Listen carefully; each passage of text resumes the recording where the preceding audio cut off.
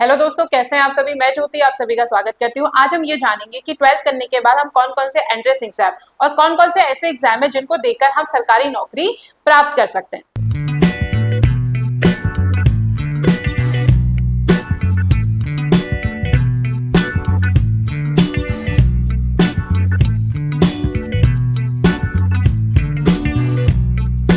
इसको स्टार्ट करते हैं। इसमें सबसे पहला एग्जाम है आपका एसएससी सीजीएल का। तो एसएससी सीजीएल का जो आपका एग्जाम है, इसमें क्या होता है, जो क्लरिकल पोस्ट है जैसे कि एलडीसी में, जीएस में, जो भी आपके सेंट्रल गवर्नमेंट ऑफिसेस हैं, ये एग्जाम को देके आप वहां पे जॉब प्राप्त कर सकते हैं। इसके लिए जो क्वालिफिकेशन है यानी कि जो योग्यता चाहिए होगी वो होगी आपकी 12th पास। आपको 12th पास होना चाहिए। सैलरी इसमें 25,000 से लेके 81,000 के बीच में वेरी करती है।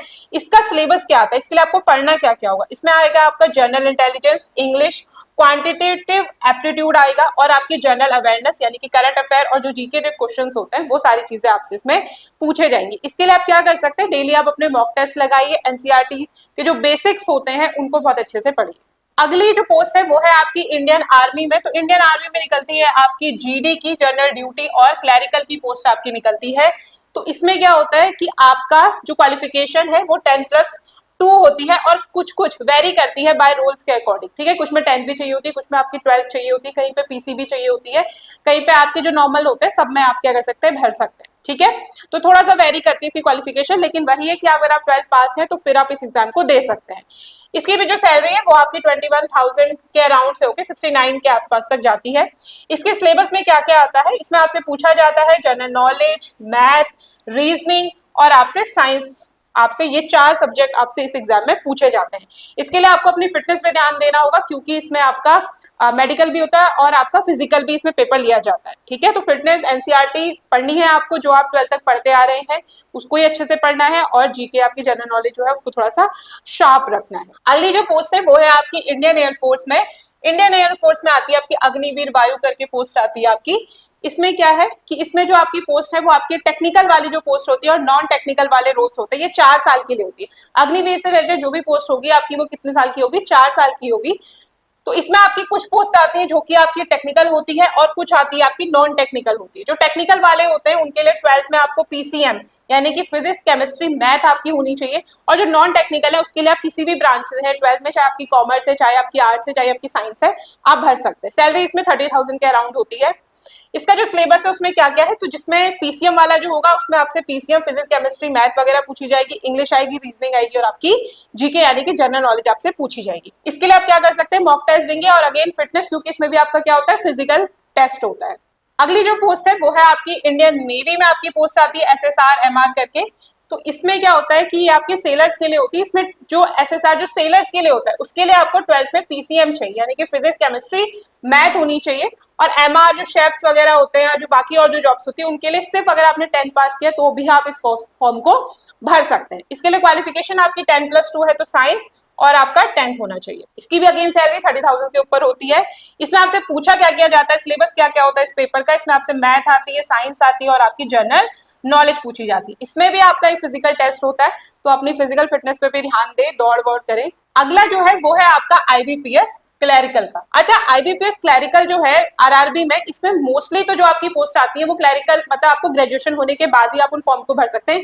लेकिन कुछ कुछ बैंक ऐसे, बहुत रेयर बैंक ऐसे हैं जो 12th के बाद भी क्लैरिकल की जॉब को ऑफर करते हैं। ठीक है, बहुत कम है ऐसे।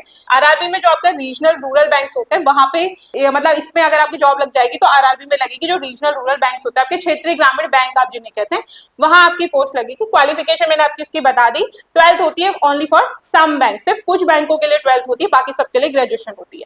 सैलरी वही 20 to 30,000 के अराउंड या उससे ज्यादा भी होती है। सिलेबस में क्या क्या पूछते हैं, इसका जो पेपर होता है उसमें आपसे रीजनिंग, मैथ और इंग्लिश, ये तीनों चीजें आपसे पूछी जाती है और इसके लिए क्या करें, आप प्रैक्टिस करिए, डेली ज्यादा से ज्यादा मॉक टेस्ट लगाइए। नेक्स्ट है आपका पुलिस कांस्टेबल। पुलिस में जो कांस्टेबल की भर्ती आती है, बहुत सारी भर्तियां आपकी अलग अलग स्टेट में आती हैं, तो स्टेट लेवल आपकी भर्तियां आती है। इसमें क्वालिफिकेशन क्या चाहिए, केवल 12th पास। आप 12th पास हो किसी भी ब्रांच से, चाहे आपकी वो साइंस हो, आर्ट्स हो या कॉमर्स हो, बस आप 12th पास होने चाहिए। सैलरी वही आपकी 21,000 से लेके 69,000 के बीच में। सिलेबस में क्या क्या आता है, जीके आती है, अगेन रीजनिंग आती है और आपकी मैथ आती है। ठीक है, तो देखो जितने भी आपके कॉम्पिटेटिव एग्जाम है ना, उसमें आपके कुछ कुछ जो सिलेबस है वो सबका लगभग एक ही जैसा ही होता है। मैथ पूछी जाती है, रीजनिंग पूछी जाती है, इंग्लिश पूछी जाती है और आपसे जीके पूछी जाती है, जनरल अवेयरनेस, और जिसमें अगर साइंस वाला स्पेसिफिक है तो साइंस भी पूछी जाती है। तो नॉर्मल चीजें जो आप अपने 12th में पढ़ते हैं वही चीजें आपसे क्या होती है आगे पूछी जाती है। बस आपको ये ध्यान रखना है कि अगर आप 12th में है, 10th में है, तो उसी समय उन सब्जेक्ट्स को बहुत अच्छे से पढ़े ताकि आपको थोड़ी आगे चलकर आपको सिर्फ रिविजन करना हो या आप थोड़ी सी प्रैक्टिस करके ही इन एग्जाम्स को क्वालिफाई कर सके। इसमें भी आपका क्या होगा, पुलिस कांस्टेबल है तो अगेन इसमें आपका क्या होगा, फिजिकल जो टेस्ट है वो आपका होता है, तो अपने फिजिकल फिटनेस का ध्यान रखिएगा। नेक्स्ट है आपका इंडियन पोस्ट। इंडियन जो पोस्ट ऑफिस है उनमें आपकी पोस्ट निकलती है, तो इसमें आपकी जो पोस्ट निकलती है वो निकलती है आपकी ग्रामीण डाक सेवक की पोस्ट निकलती है। ठीक है, रूरल एरियाज में क्या होता है आपके ग्रामीण डाक सेवक होते हैं, उनकी ये पोस्ट निकलती है। इसमें जो क्वालिफिकेशन है वो 10th पास होती है, केवल 10th पास चाहिए। सैलरी इसमें 10,000 के अराउंड, 10,000 से 14 के अराउंड मिलती है। इसका सिलेबस यानी इसका कोई एग्जाम नहीं होता, इसमें आपका जो मेरिट बनती है आपके 10th में कितने मार्क्स आए हैं उसके आधार पे आपकी इनकी मेरिट बनती है और उसके आधार पे आपको ये जॉब मिलती है। ठीक है, नेक्स्ट है आपका आरआरबी ग्रुप डी की आपकी पोस्ट आती है या एनटीपीसी की आपकी जो पोस्ट आती है वो।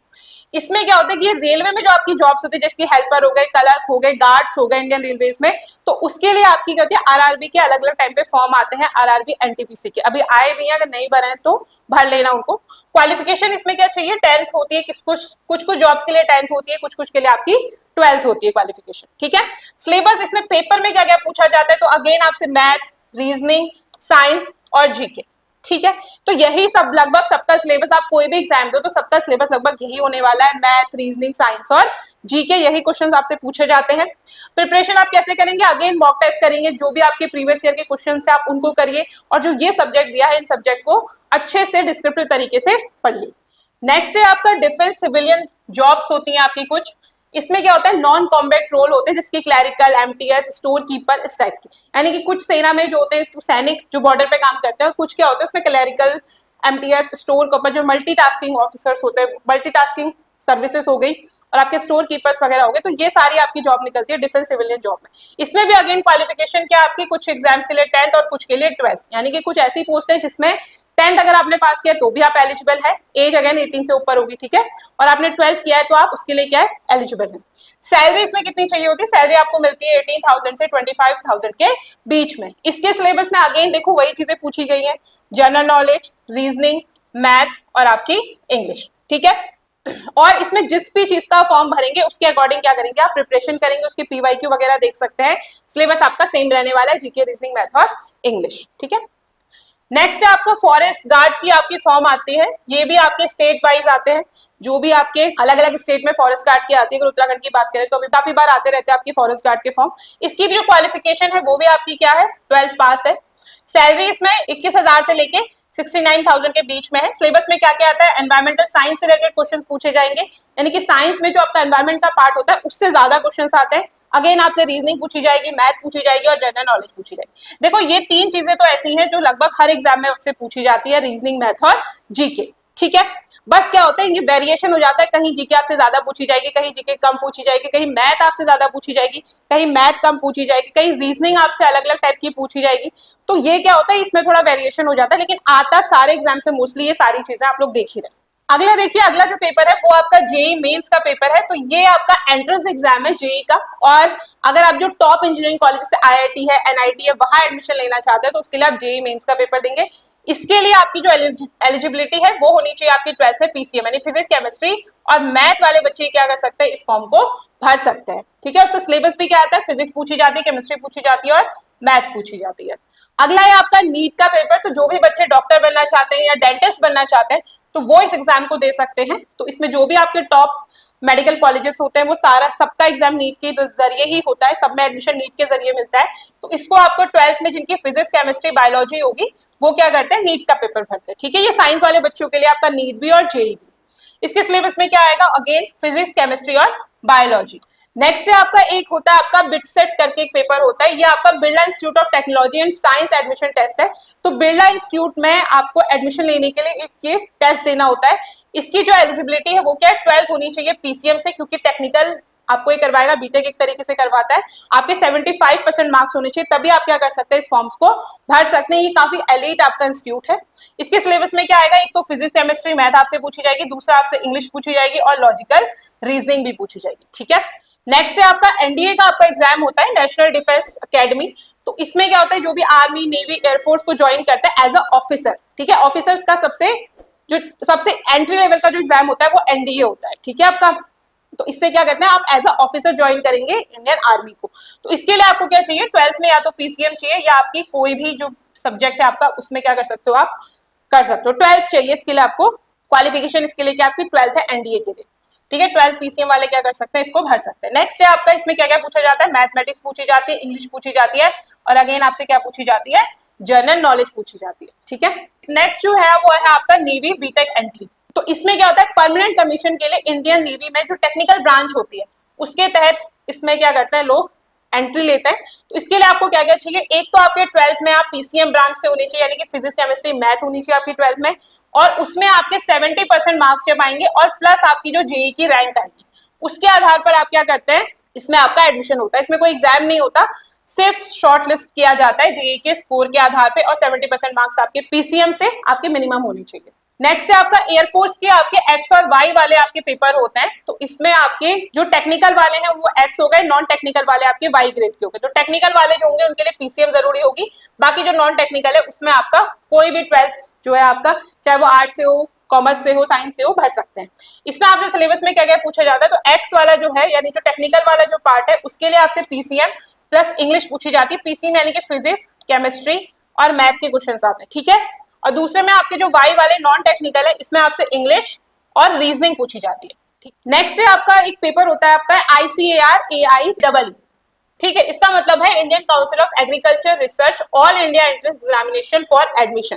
तो इसमें क्या होता है कि जो भी बच्चे जो एग्रीकल्चर यूनिवर्सिटीज में क्या करते हैं, एग्रीकल्चर से बीटेक करना चाहते हैं, बीएससी करना चाहते हैं, तो वो इस फॉर्म को भर सकते हैं। इसके लिए जो एलिजिबिलिटी है वो 12th में आपकी साइंस होनी चाहिए या आपने एग्रीकल्चर से 12th किया होना चाहिए।